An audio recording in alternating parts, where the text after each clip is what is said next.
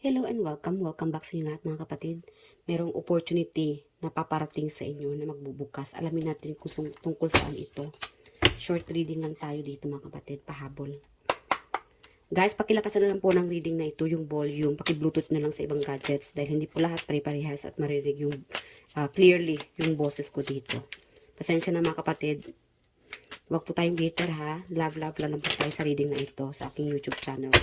Good news mga kapatid para sa inyo ito. Spirit ka rin dyan, ano tong door of opportunity na magbubukas sa ating mga collective. Wow! Happiness! Excitement! Matutuwa ka dito kapatid. Ang dami. Ang dami magbubukas sa inyo. Paparating na ito. Four of Swords, Healing, and Queen of Swords. So again, sa mga nasaktan dyan, ito yung opportunity sa inyo. You are finally moving on, moving forward, looking forward to a new opportunity. Yeah, healing. So you are finally, it's time to celebrate this kapatid kasi meron sa inyo dito na kapag move on na. Finally, na-realize mo na yung mga pagkakamali or from the past, again, it's time to heal. So yes, ito yung mga possibilities na nag-heal ka na kapatid. An opportunity for you. Yeah. And again guys, mga masakit ng katawan, about health issues, it's a good news naman sa inyo dito. Yung may mga health issues. You are finally healing. Looking younger or like again guys, I think you need to rest more. Matulog kung kailangan matulog, magpahinga kung kailangan magpahinga, at nang itong katawan mo, emotionally, mentally, spiritually, kailangan mo ito eh. And then, the more na ginagawa mo ito kapatid, successfully, ma-achieve mo yung goal mo. Yeah, to finally, na maghihil ang iyong katawan. May paghihilom dito. Healing. Yeah. One more.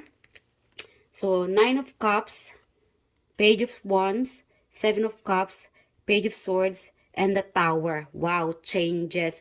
So, hard work pays off. Finally, may mag-i-end dito. A new beginning, fresh start, celebration. Yeah, finally mga kapatid, you have been working so hard. Yeah, an opportunity for you to seize. Yeah, take this opportunity. Kailangan mga kapatid, do not stop. Yeah, do not stop studying hard o pag-aralan ito. Whatever you have been working so hard, kung ano yung nasimulan mo na ito eh. Kung ano ito nasimulan mong trabahuin, uh, um, siguro negosyo, pag-aaral, like again guys, pag-iimpok, yes, like again, whatever you do, hard work pays off dahil may changes dito. Surprise. Magugulat ka dito sa mga achieve mo. A lot of achievement. Magugulat ka, mag-celebrate ka dito. So whatever you are working hard, pag-iimpok ng pera, then soon, an opportunity for you to buy whatever you want. Yeah. Bahay, damit, alahas, travel, hotel, I don't know, something about you've been working hard. Pinapag-aralan mo to eh. Yeah.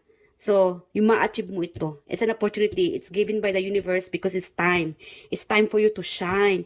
It's time for you to have this freedom to heal. And it's time for you to achieve this, I don't know, material things to come into life. Yeah. Na maging totoo ito. Ma-achieve mo ito in real life. Whatever manifest guys or nasimulan mo na, magkakatotoo ito. Ma-achieve mo ito. One more. So, Five of Cups, the Lovers, and Knight of Cups. Guys, sa mga hopeless romantic kong mga kapatid, guys, may mag-i-end dito because one day, you will be meeting your new lover, new person. Makilala mo siguro siya sa party, or I don't know, something about connection, soulmate connection. Siguro napanaginipan mo siya. Yeah, pay attention guys sa mga panaginip mo. Baka nakita mo siya sa panaginip or somehow sumagi siya sa iyong isipan. There could be a soul connection. Yeah, may pagkikita dito. Or whatever you are longing. Maybe you are longing for your person, distance. Meron sigurong distance dito yung iba, no? May pagkikita sa inyo. Finally, magkikita at magkikita kayo, magkakasama at magkakasama kayo ng taong ito. Or meron naman dito na sa mga hopeless romantic. Again, guys, everybody here in this world, someone is meant for us. may nakalaan para sa atin. Yeah. So, cheer up. Hindi naman habang buhay ay walang para sa iyo, meron para sa iyo. It takes time. Yeah, so it takes time. So keep yourself busy. Yeah, magbibisi-bisihan ka muna and then one day magulat ka na lang, andyan na pala siya sa harapan mo. So that is your it could be a future person. Yeah, your future person. The door is opening for you to meet your new person, a lover. Yeah, there will be more chemistry. Mararamdaman mo tong chemistry nito. Meron tong mabubuhayan ka muli. Yeah, when you meet this person, biglang you'll be becoming feeling alive. Yung feeling mo na um, parang namatay ka. Namatay ka na yata and then later on, siguro yung patay na siguro yung puso mo sa mga love life na yan. Then later pagka nakilala mo itong tang ito, bigla kang nabubuhayan. Resurrected. Yeah, biglang nabuhay muli dahil sa taong ito. Like again guys, a new door of opportunity for you to live peacefully and be alive dahil sa taong ito. So, pray. Always continue praying mga kapatid dahil whatever you pray, bibigay to the universe as long as ready ka na, nakapag-heal ka na. Like again guys, focus on loving yourself and wag magalit. Yeah, wag magalit because again, may timing para dyan. Yeah, may timing para makilala mo itong person mo. And at this moment or again, timeless ito, whenever you are, magbibisi-bisihan ka na lang muna. Focus on growing. Yes, planning for your future career, self, and then, followed by na lang itong mga opportunities.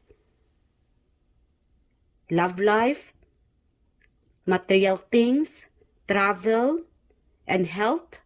Yes, kasi the more na you are loving yourself, healing, matulog ka, magpadoktor ka, and protecting yourself, your heart, your desires. And then one day, darating at darating ito at magbubukas ang pinto para sa iyo. And soon, it's coming na. Yeah, new person, lover, passion, yeah, chemistry, and the party. Yeah, itong sakit ng ulo. Yeah, yung pananakit ng ulo, when it comes to your health, pay attention, magpadoktor ka, baka iba na yon yung nararamdaman mo, wag mong ignorin itong feelings na masakit ang katawan, yung ulo, magpadoktor ka na kapatid. Yeah, baka it's time. Yeah, it's time to seek for doctor. Yeah, magpa-check up ka na kapatid. Yes, door of opportunity para sa inyo. Like again, it could be the star. Pay attention. Yeah, pay attention sa inyong mga guides. Yeah, sa mga biglang idea na paparating sa inyong isipan. So, pay attention because you are being guided to the right path, to freedom, to your goal, to success, love life. Yeah, pay attention mga kapatid and mag-pray, mag-meditate, and kung kailan mo mag-isolated, yeah, isolate yourself. Yeah, magpahinga or stay away from crowded. Yeah, baka hindi naman nakakatulong yung crowd people or crowd. Baka lately, puro party-party ka na lang. I think you need to disconnect yourself from that moment. Kailangan mo talaga na mag-self-care ka muna. Yeah, self-care, self-love, solitude, pahinga muna, and magbigay oras para sa sarili. And then soon, there will be a new door of opportunity, idea. Pagka magkaroon, if you are becoming more well-rested, yeah, enough time na nakapagpahinga ka na, soon, the door, itong pintong magbubukas sa inyo, you will be surprised. Magulat ka na lang. Kasi ang gusto ni universe, i-preserve ka muna. Na maghanda-handa ka muna. Paghandaan ang iyong sarili. When the universe sees you na, okay, si collective ready na siya. Well-rested na. And then, pagka nakita ng universe na ready ka na, then that door will be open for you to meet a new lover, yes, or to achieve this achievement, or makabili ng bagong bahay, paglilipat, opportunity, hold on, or an idea. Yeah. Do not block the idea mga kapatid. So, wag mong suwayin. Kung nagkaroon ka ng idea, then work hard. Yeah, gawin mo. Or wag mong sabihin na imposible. Because, kasi walang imposible sa posible. Alright? Kasi binibigyan ka na ni universe ng idea. So, pay attention sa mga idea because that idea will grant your wish to come true. Magkakatotoo ito. Yeah. So, iwasan magiging bitter. Always think positive. Yeah. And that door will be opening for you. It will be wish come true, wish fulfillment para sa inyo. And it's time to rejoice. Open your heart for a new lover, new person. Open your heart for a new possibility. And new job opportunity, ideas. Huwag niyong i-block. Kasi pagka i-block mo ito, that door won't be open. Hindi siya magbubukas. Like again guys, stay positive. Para itong opportunity ay magbubukas at siyang magbibigay sagana sa inyo. Right? Okay, so let's find out when is this coming or hold on. Ano ba to? Alright, Spirit Angels. Let's get this. Who's this message for? You know what? Alamin natin itong numero na lang. Hold on guys. Itong opportunity. When is this opportunity coming? Like again guys, I'm so happy for you and proud kasi meron dito sa inyo proud na proud para sa inyo at ikaw din magiging proud ka rin sa sarili mo sa mga achievement mo. Ito mga nag-iipon ng pera, yes, finally mabibili at mabibili mo na yung bagay na gusto mong mabili or may travel na magaganap sa inyo. Spirit Angels. Again, good news, could be new work, phone call. Spirit Angels, kailan ito magbubukas na opportunity para sa mga collective? When is this coming? Okay, when? Number 2, it could be 2 days from now, 2 hours from now. Yes, surprise. Like again, magugulat ka dito guys. You need to open your heart, your mindset. Kailangan ready ka na to embrace this opportunity. Libra season, you could be Libra as well.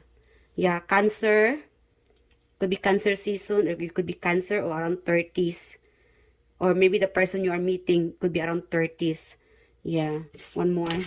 Or, ayan, Cancer. Okay. One more. Kailan ito paparating sa ating mga collective? I know it's coming soon. Again, Gemini. Could be Gemini season or it could be Gemini or 12. 12 and 2.